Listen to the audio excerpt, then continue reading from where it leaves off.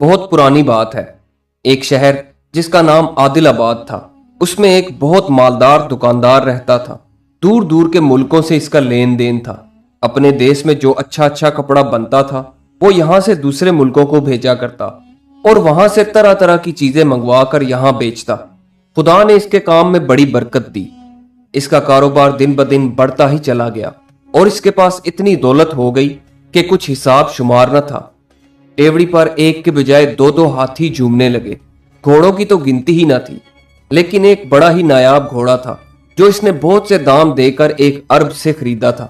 दुकानदार उसे बहुत प्यार करता था और उसका नाम उसने सुबुक सैर रखा।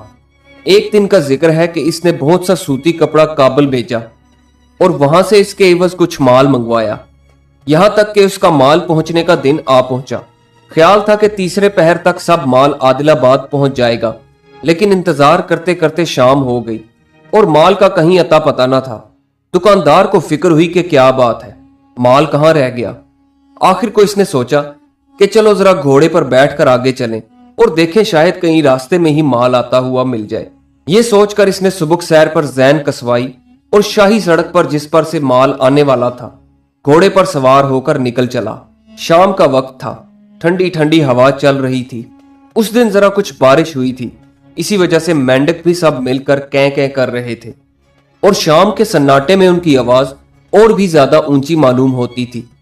दुकानदार माल के बारे में सोचे चला जा रहा था कि बेख्याली में वो शहर से बहुत दूर निकल गया और एक जंगल में पहुंच गया। अभी ये अपनी धुन में आगे ही जा रहा था कि पीछे से 6 आदमियों ने इस पर हमला कर दिया।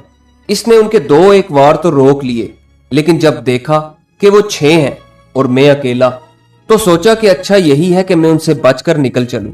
चुनाचे इसने घोड़े को घर की तरफ फेरा, लेकिन डाकुओं के पास भी घोड़े थे। उन्होंने भी घोड़े पीछे डाल दिए।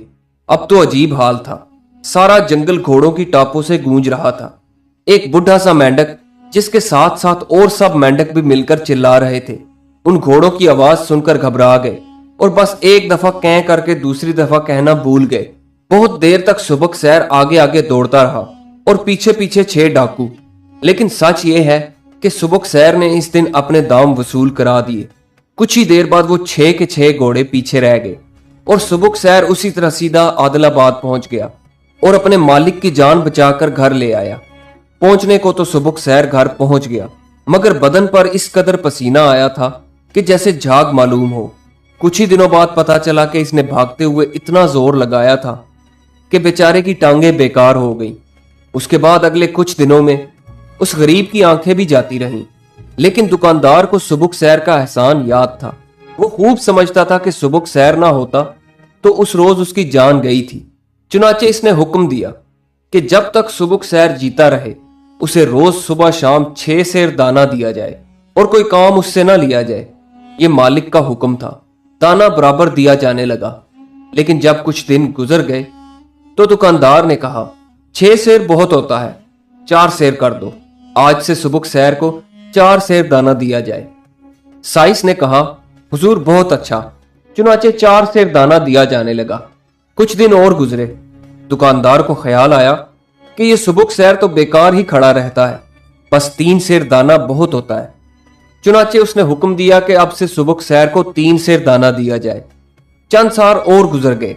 सुबुक सैर जवान था, इसलिए भला जल्दी से कैसे मर जाता। एक दिन दुकानदार बोला, इस सुबुक सैर को दाने की ऐसी क्या जरूरत है, ये तो हमेशा खड़ा ही रहता है, बस 1 सेर दाना दे दिया करो। उसके बाद से सुबुक सैर को 1 सेर दाना दिया जाने लगा। फिर कुछ अरसा और गुजर गया। सुबुक सैर बेचारा खाने की कमी की वजह से बहुत दुबला हो गया था। अब वो पहले सी बात कहां रही थी, शक्ल सूरत भी वैसी ना रही। एक बार फिर दुकानदार ने सुबुक सैर को देखा तो कहा, ये सुबुक सैर को ख्वामख्वा क्यों खड़े खड़े दाना दिया जाए, कोई खरीदे तो बेच ही डालें। मगर बेचारे लंगड़े लूले अंधे सुबुक सैर को कौन पूछता था, किसी ने दाम न लगाए। आखिरकार तंग आकर दुकानदार ने कहा, यह कमबख्त तो अब खाने का ही है, उसे बस हाँक दो और यहां से निकाल बाहर करो। साइस ने सुबुक सैर को खोल दिया, लेकिन सुबुक सैर थान से ना हटा। बहुत हाँका, लेकिन वो अपनी जगह अड़ा रहा। साइस ने चाबुक लिया और उसे मारने लगा। चाबुक के वार से सुबुक सैर कुछ खसमसाया, लेकिन फिर खड़ा हो गया। साइस ने फिर चाबुक मारा। साइस ने इसी तरह मार मार कर इस बेचारे को बाहर निकाल दिया।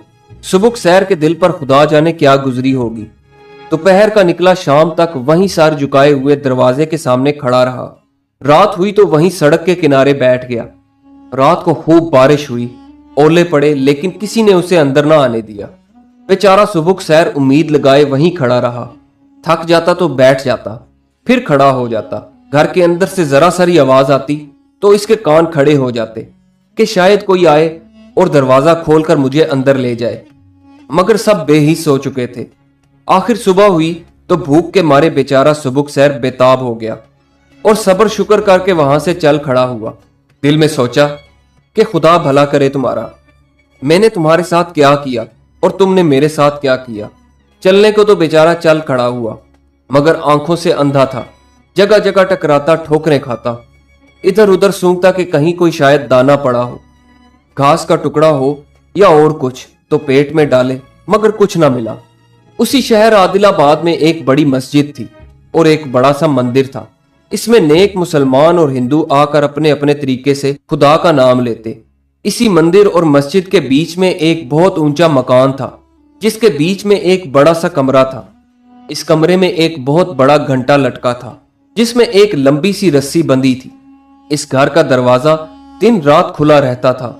शहर आदिलाबाद में जब कोई किसी पर जुल्म करता या किसी का माल दबा लेता या किसी का हक मार लेता तो वो इस घर में जाता, रस्सी को पकड़कर खींचता तो ये घंटा इस जोर से बजता कि सारे शहर को खबर हो जाती।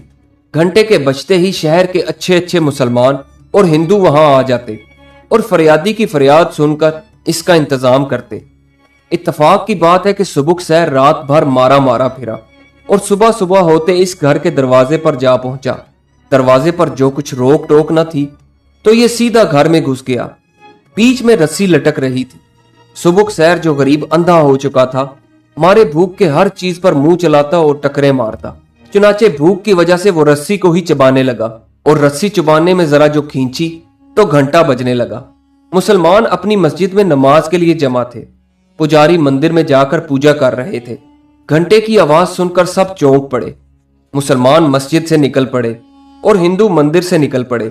सब के सब वो उस घर की तरफ लपके और उस घर में आकर जमा हो गए। सब हैरान होकर देख रहे थे कि घर के बीच में सुबुकसैर खड़ा है। लोगों ने पूछा, ये अंधा घोड़ा किसका है? उन्हीं लोगों में से किसी ने बताया कि ये उस ताजिर का घोड़ा है जिसकी इसने जान बचाई थी। पूछने पर मालूम हुआ कि अब ताजिर ने उसे घर से निकाल दिया है। लोगों ने ताजिर को बुलवाया। सबकी अजीब हालत थी। एक तरफ अंधा घोड़ा खड़ा था, इसके जबान न थी जो शिकायत करता। दूसरी तरफ ताजिर खड़ा था, लेकिन सब जानते थे कि मामला क्या है और सबसे ज्यादा ये ताजिर खुद जानता था। शर्म के मारे आंखें झुकाकर खड़ा रहा। फैसला करने वाले लोगों ने कहा कि तुमने अच्छा नहीं किया। इस घोड़े ने तुम्हारी जान बचाई और तुम्हारी जान बचाते बचाते इसी में अंधा हुआ और लंगड़ा हुआ, और तुमने इसके साथ क्या किया? क्या नेकी का सिला ऐसे दिया जाता है? तुम आदमी हो या जानवर? आदमी से अच्छा तो ये जानवर ही रहा। हमारे शहर में ऐसा नहीं होता। यहां हर एक को इसका हक मिलता है और एहसान का बदला एहसान से दिया जाता है। ताजिर का चेहरा शर्म से सुर्ख हो गया, आंखों से आंसू निकल पड़े। आगे बढ़कर इसने सुबुकसैर की गर्दन में हाथ डाले और इसका मुंह चूमा और कहा, मेरा कसूर माफ कर दो मेरे मोहसिन। ये कहकर इसने सुबुकसैर को साथ लिया और घर ले आया। फिर मरते दम तक इसके लिए हर तरह के आराम का इंतजाम रहा। दोस्तों, ये कहानी आपको कैसी लगी? कमेंट्स में अपनी राय का इजहार जरूर कीजिएगा और हमारे चैनल को सब्सक्राइब करना मत भूलिए। वीडियो देखने का बहुत बहुत शुक्रिया। तो आज की वीडियो बस इतना ही। मिलते हैं इंशाल्लाह फिर अगली वीडियो में। अपना और अपनों का ख्याल रखें। अल्लाह हाफिज।